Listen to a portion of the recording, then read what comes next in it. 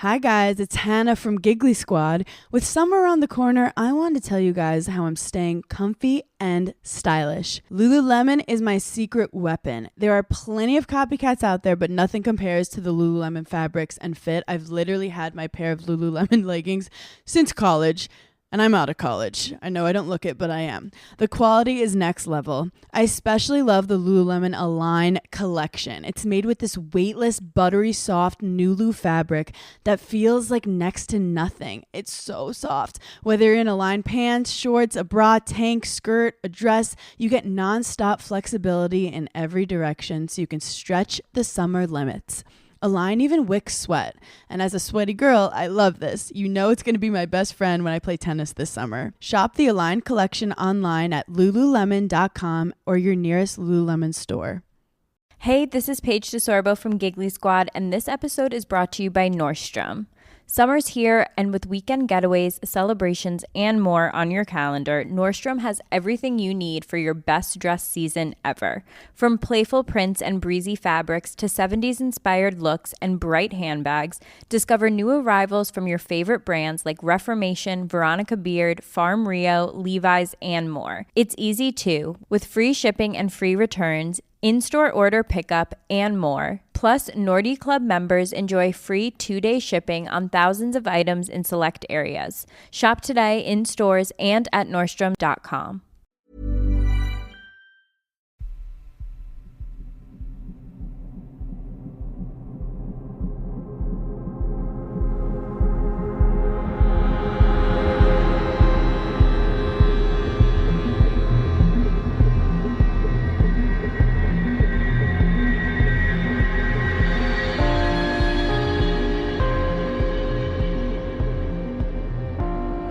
Welcome to mini episode number 445 of Real Life Ghost Stories. And I have 2 spooky stories for you today, and the last story comes from the 27th of January 2025. And story number 1 comes from Amy. I wrote in a little while ago about my husband who had a stroke and talked of a creature that ran around in the night.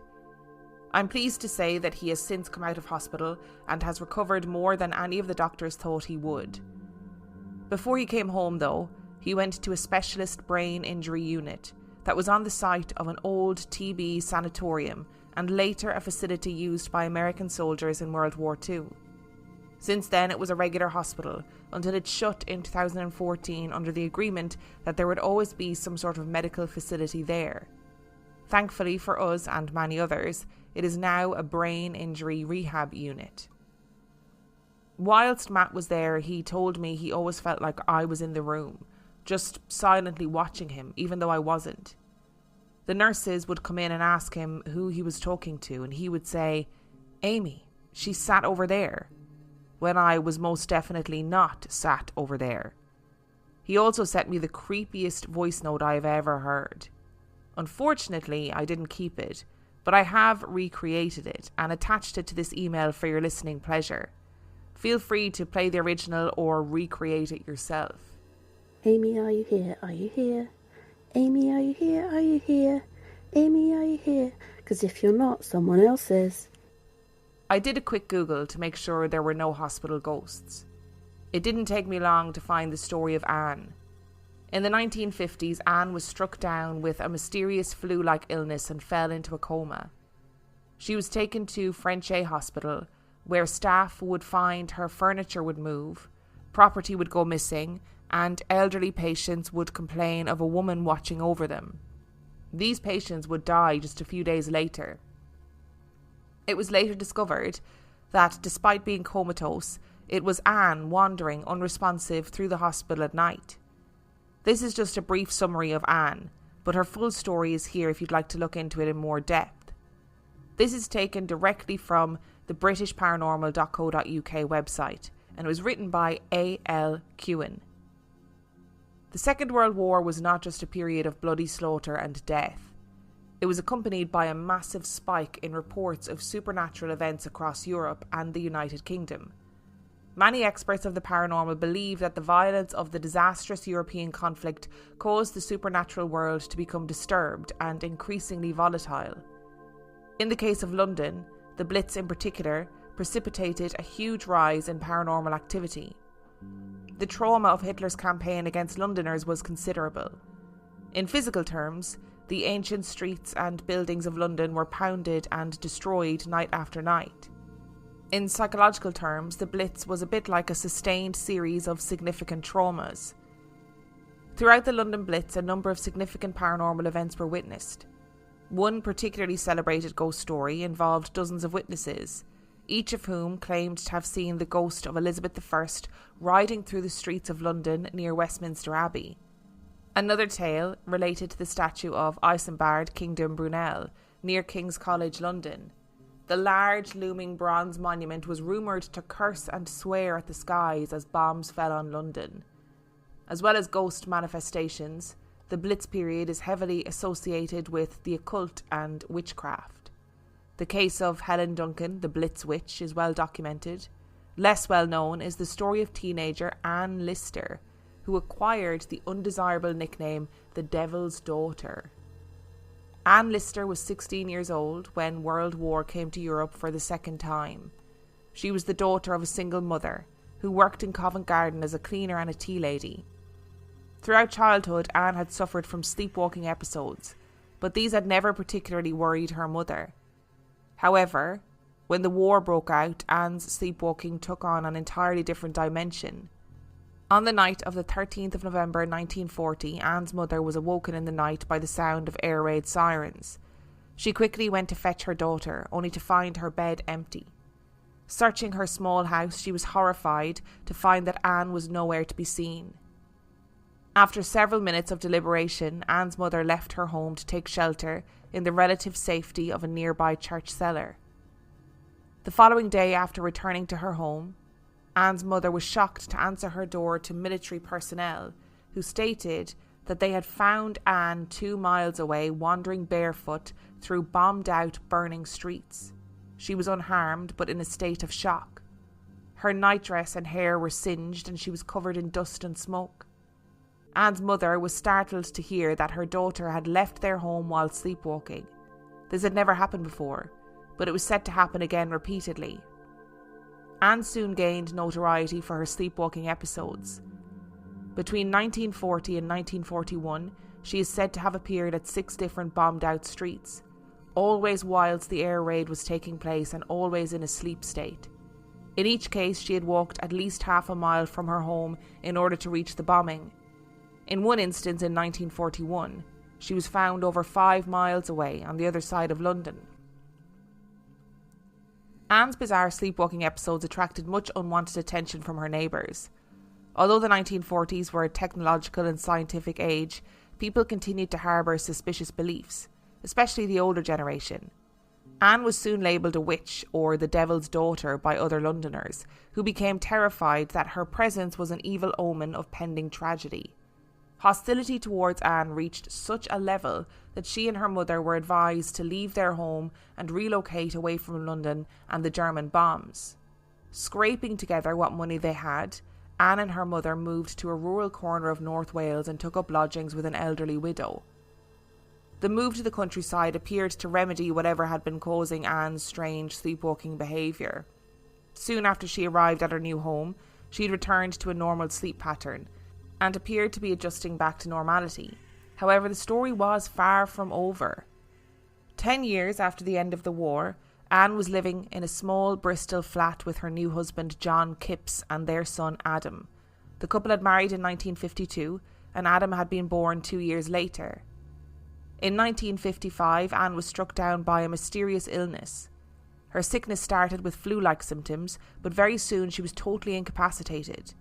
Her condition confounded doctors who could not diagnose what was causing Anne's ailments. She was weak, often unconscious, and losing weight quickly. Precisely 33 days after she first complained of feeling unwell, Anne fell into a deep coma and was admitted to the nearby Frenchay Hospital, where she remained for over a year, being fed by tubes and under the watchful eye of specialists. During Anne's stay at Frenchay Hospital, a number of very strange phenomena were reported to take place. Firstly, staff began noticing that furniture and property on Anne's ward would go missing overnight. This was an era before video cameras, when it was common for ward nurses to sleep during the night shifts.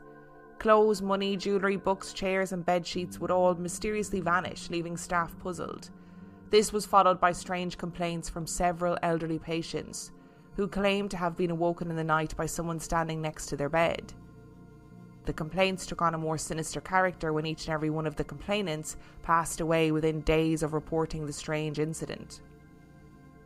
Throughout this time, Anne had seemingly remained in a deep coma. However, one night a watchful staff nurse was shocked to see Anne suddenly sit up, then proceed to climb out of bed.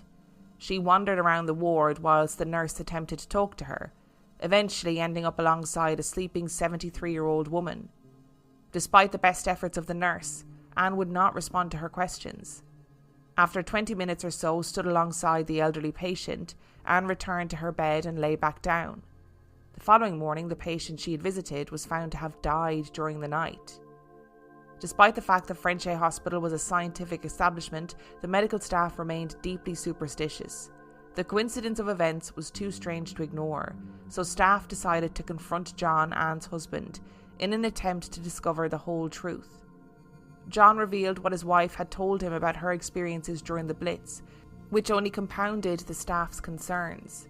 It was decided that the hospital should break with precedent and ask a vicar to bless Anne. Miraculously, Anne recovered fully the next day and was discharged after a week. I now put this down to a case of third man syndrome. Matt was not coping very well mentally with being away from home, and the life that we had planned together had changed forever. Plus, he didn't die, so maybe it wasn't Anne. It's still creepy though. Anyway, we have since moved to a bungalow so that Matt can get around easier, and you'll be pleased to know that we seem to have a ghost cat. Matt woke up recently and asked what our rabbit Ralph was doing on the bed. I could see Ralph sat on the floor, so thought Matt was just dreaming. But I've since felt this weird sensation of something jumping on the bed, but nothing being there. Ralph will also stamp his feet at seemingly nothing, although this might just be a rabbit thing. I definitely think the old guy who used to live here still does too. There's just something. He doesn't seem to like it when we change things, as I seem to injure myself or something will go missing when we do. I ask Ron to give it back, or I explain why something needs changing, and he will seemingly agree and leave us be for a while. Honestly, that voice note, I know that obviously that was your recreation of it, Amy, right? But that voice note would make me cry. It would bring tears to my eyes, I think, in the context of receiving that voice note. Obviously, I'm really glad that your husband has recovered in the way that he did, and I am absolutely obsessed with Anne's story. What a fascinating woman, right? So the story that I read came from, as I said, the britishparanormal.co.uk, and it's called The Devil's Daughter, and it was posted in March 2012 by A.L. Kewen, and I just think it's so fascinating because obviously parasomnia is a very real thing, and I'm sure that if you dug down into it, or if you spoke to people from memory even, that there are probably lots of stories like this around London at that time, places that were heavily bombed. I mean, the trauma of being subject to a blitz like that must have been incredible, right? So of course people are going to act out in different ways. Like, people are going to enact that trauma in different ways. And clearly for Anne, her thing was sleepwalking, that she went wandering at night time. Her brain was obviously trying to make sense of what was happening around her, the world literally exploding all around her, and she's trying to make sense of that. And she's found, 5 miles away at all these bomb sites. I reckon that she's walking towards these bomb sites, like, without realising that she's doing it. And of course then people are like, she's found at every bomb site. She's some sort of witch.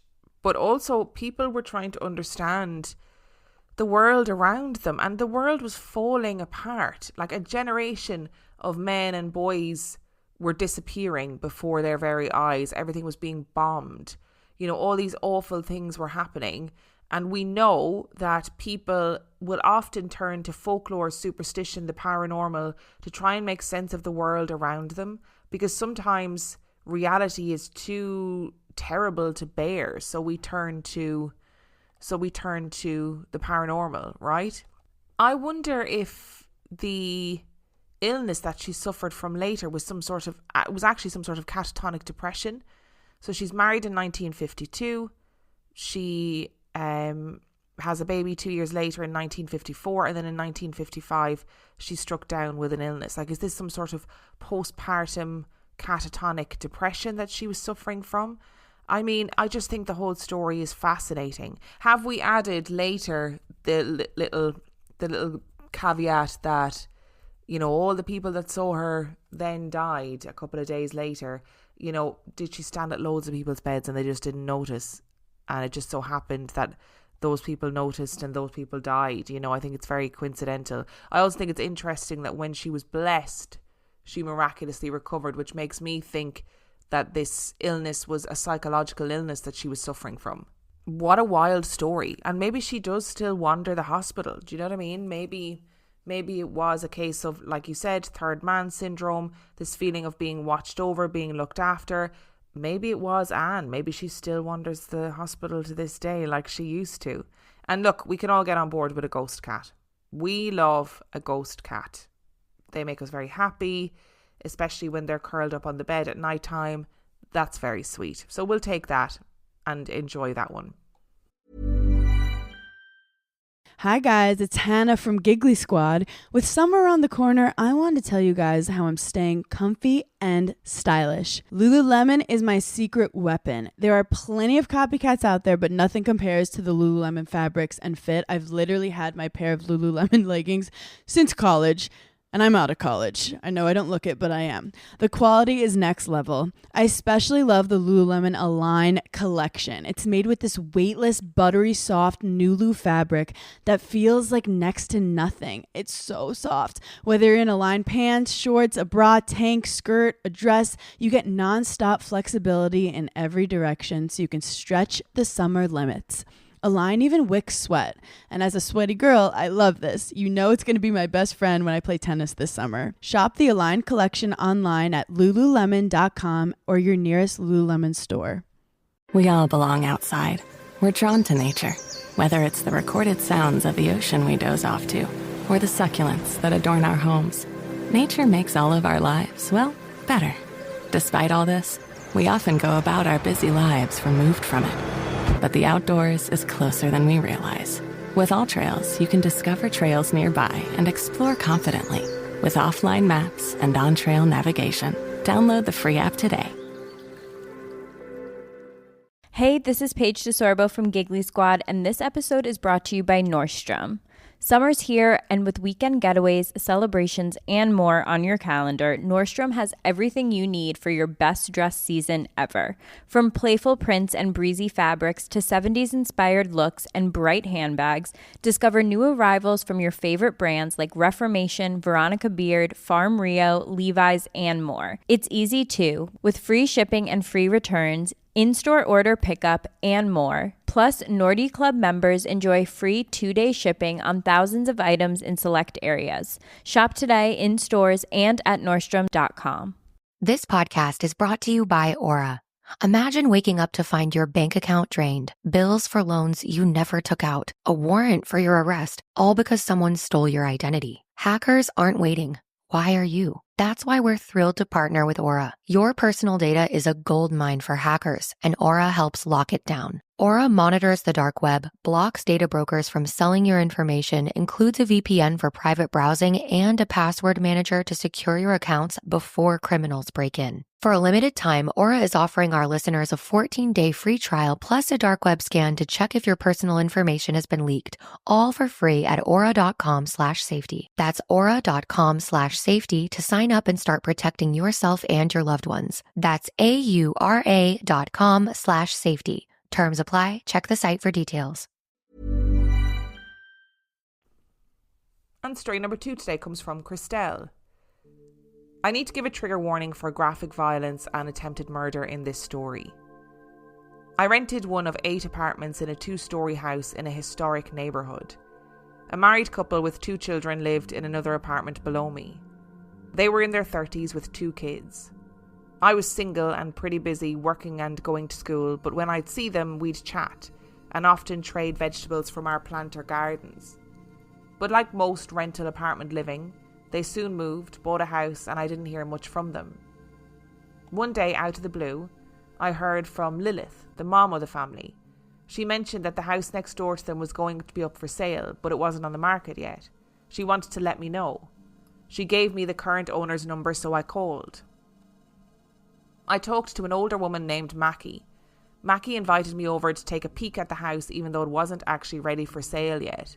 Rich, my boyfriend, and I drove over to Mackie's house to take a peek. The house was built in the early 1900s and was very charming.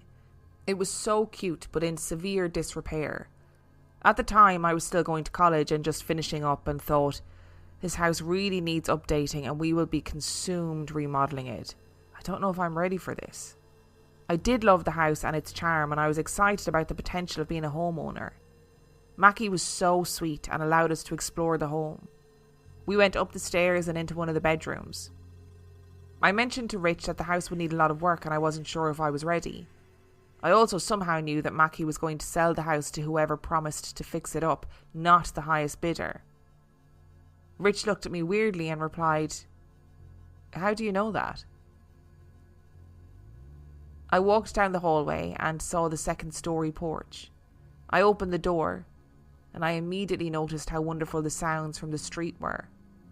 Such a sweet place, with not much traffic, lots of birds, wind in the trees, so peaceful. We then moved into another room on the second story. Once I stepped through the threshold, I froze.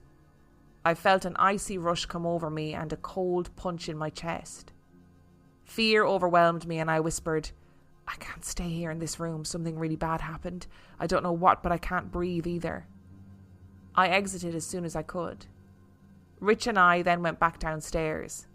Mackie explained to us the house was previously her mother's, who had just passed away. Mackie also let us know that she would sell the house to whoever would promise to fix it up, not to the highest bidder. She knew her mom would want that. I'm not sure what overcame me, but I asked, "Your mom is still here, isn't she?" Mackie replied with a smile, "Yes. You can still feel her?" I nodded. Rich promptly left the room and went into the kitchen. I think he was shocked that Mackie and I were so comfortable with having an otherworldly conversation. Mackie began to share more about her mom and how she lived in that house for a long time and took care of her fruit trees and had so much pride in her backyard. She also began to share with me what happened in that second-story room. My mom was very independent and lived alone. She loved to fish, hunt and garden. She was very self-sufficient back in those days. She had a trellis outside that second-story bedroom, and one night a man climbed it and broke through her window into her home. She kept all her hunting and fishing gear in that room. She ran into that room when she heard the scuffle. The intruder grabbed her fishing knife and stabbed her repeatedly in the chest as she worked to fight him off. He took her knives and rifles while she lay on the floor bleeding but still breathing. He got in her face before he left and slowly whispered, "If you live and call the cops, I will come back and finish you off." He found her keys and took off in her car. She was able to climb downstairs and call the cops. Unrelated, the perpetrator was also pulled over for speeding 10 blocks away from her home. He was tried for his crimes and went to prison for life. My mom made a full recovery and lived to be 87. She had many nightmares and was always afraid that he'd come back, but she was amazing and lived a long time. One of her favourite things was to sit on that second-story porch and listen to the birds and the wind in the trees. "So peaceful," she'd say. I thanked Mackie for sharing the story about her mother. Her mother sounded like an amazingly strong woman to have survived something like that and to have lived so long. I didn't buy the house as I wasn't in the position, but the house was sold and beautifully restored and continues to be beautiful to this day. 20 years later, I'll still ride my bike by that house and wonder if Mackie's mom is still there. Honestly, what an amazing story of survival. I mean, it's also terrifying, and it just goes to show, right? The paranormal is really scary. Scary things happen in people's houses. Do you know what I mean? You might see an entity and it might really scare you. But for the most part, the paranormal, the supernatural, whatever, it can't actually harm you, right? And that's the fucking scary thing about this story, is that this woman was just living her life, and then this man stabbed her, you know, and obviously, you know, tried to kill her, and she just happened to survive. And fucking good for her. Good for her for surviving and living on to be 87 years old. And I'd be holding on too. Do you know what I mean? If I'd literally fought for my life in that house, I'd be thinking, I am not fucking leaving. Death is not going to take me away from this house. Absolutely not. But how amazing that you could feel it. That you could feel that Mackie was not going to sell the house to the highest bidder. That it was important that the house was fixed up. And that you could feel that something awful happened in that room. And it's so interesting that you were then like, I can't breathe, especially when this woman was stabbed in the chest. It's just fascinating. Like, that must have been such a hideous, traumatic experience that, you know, she's in her own home and you go in and there's a man in that room. All of it is horrendous, right? A horrific experience. It makes sense that, you know, stone tape theory wise, that the room, the very energy of that place would hold on to that feeling, that icy cold terror, that dread that would obviously come with that, you know. And it's just amazing that you were able to go in and pick up on that. I would love to know if you've had any other instances like that before, where you've had that intuitive feeling about a place, because it's fascinating. Thank you so much for listening to today's episode. Thank you to Amy and Christelle for sending in your stories. Remember, the last story came from the 27th of January 2025. And if you would like to send in your story, you can do so by emailing it to reallifeghoststoriespodcast@gmail.com. You can also check out the website reallifeghoststoriespodcast.com. And if you are desperate for some extra content, you can subscribe to the Patreon. That is patreon.com/reallifeghoststories, where for $5 a month or $2 a month, you can get access to heaps of extra content, as well as every single main and mini episode completely ad-free. And on that note, I shall see you next time. Hi guys, it's Hannah from Giggly Squad. With summer around the corner, I wanted to tell you guys how I'm staying comfy and stylish. Lululemon is my secret weapon. There are plenty of copycats out there, but nothing compares to the Lululemon fabrics and fit. I've literally had my pair of Lululemon leggings since college. And I'm out of college. I know I don't look it, but I am. The quality is next level. I especially love the Lululemon Align collection. It's made with this weightless, buttery soft Nulu fabric that feels like next to nothing. It's so soft. Whether you're in Align pants, shorts, a bra, tank, skirt, a dress, you get nonstop flexibility in every direction so you can stretch the summer limits. Align even wicks sweat. And as a sweaty girl, I love this. You know it's going to be my best friend when I play tennis this summer. Shop the Align collection online at lululemon.com or your nearest Lululemon store.